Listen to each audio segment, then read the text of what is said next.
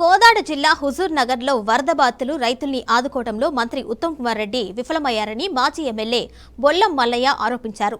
తమకు పిల్లలు లేరని కోదాడ హుజూర్ నగర్ ప్రజలే తమ బిడ్డలని ఉత్తమ్ దంపతులు అన్నారన్నారు. కానీ ఆపదలో ఉన్న వారిని గాలి కుదిలేశారని మండిపడ్డారు. భారీ వర్షాలకు ఇల్లు, పశువులు, పంటలు కోల్పోయిన వారికి ఎలాంటి సహాయం అందించలేకపోయారని మల్లయ్య యాదవ్ విమర్శించారు. కోదాడ జిల్లా వ్యాప్తంగా విషజ్వరాలు పెరిగాయని, ప్రజల ఆరోగ్యాన్ని పట్టించుకోవడం లేదని ఆరోపించారు. ఇప్పటికైనా హైదరాబాద్ వదిలి నియోజకవర్గ ప్రజలకు అందుబాటులో ఉంటూ వారిని ఆదుకోవాలని మాజీ ఎమ్మెల్యే బొల్లం మల్లయ్య యాదవ్ ఉత్తమ్ దంపతుల్ని కోరారు.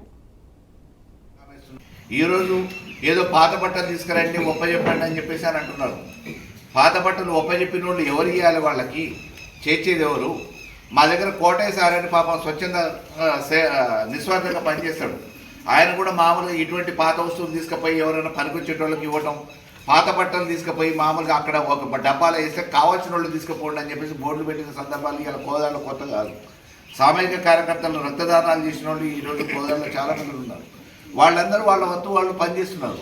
మరి ప్రజాప్రతినిధులు పనిచేసిన వాళ్ళు, మామూలుగా ఎన్నికైన వాళ్ళు మాత్రం ప్రజలను విస్మరించి ఈరోజు హైదరాబాద్లో మకామేస్తున్నారు.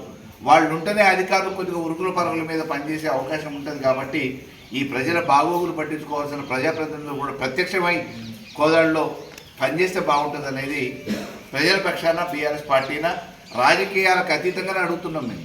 ఎందుకంటే గతంలో మేము ఇటువంటి సందర్భాలలో ఆపత్కాలంలో విపత్కరమైన పరిస్థితులలో ప్రజలకి చేదోడు వాదోడుగా మనోధైర్యాన్ని ఇవ్వడానికి ఉన్నాం. కాబట్టి ఈరోజు తల్లిదండ్రులు లేని పిల్లలు అనాథలు ఎట్లయితే అవుతారో ఈరోజు కోదాడ ప్రజలు అనాథలు మిగిలిపోయే పరిస్థితి ఉంది. ఈరోజు ఏదో పాత బట్టలు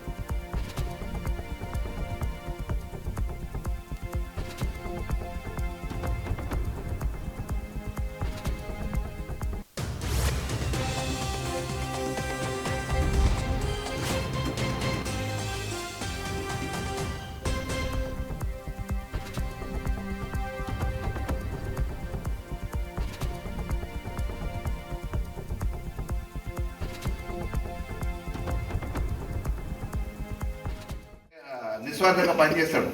ఆయన కూడా మామూలుగా ఇటువంటి పాత వస్తువులు తీసుకుపోయి ఎవరైనా పనికొచ్చేట వాళ్ళకి ఇవ్వటం, పాత బట్టలు తీసుకుపోయి మామూలుగా అక్కడ ఒక డబ్బాలో వేస్తే కావాల్సిన వాళ్ళు తీసుకుపోండి అని చెప్పేసి బోర్డులు పెట్టిన సందర్భాలు ఇలా కోదాడలో కొత్త కాదు. సామాజిక కార్యకర్తలు రక్తదానాలు చేసిన వాళ్ళు ఈరోజు కోదాడలో చాలా మంది ఉన్నారు. వాళ్ళందరూ వాళ్ళ వంతు వాళ్ళు పనిచేస్తున్నారు. మరి ప్రజాప్రతినిధులు పనిచేసిన వాళ్ళు, మామూలుగా ఎన్నికైన వాళ్ళు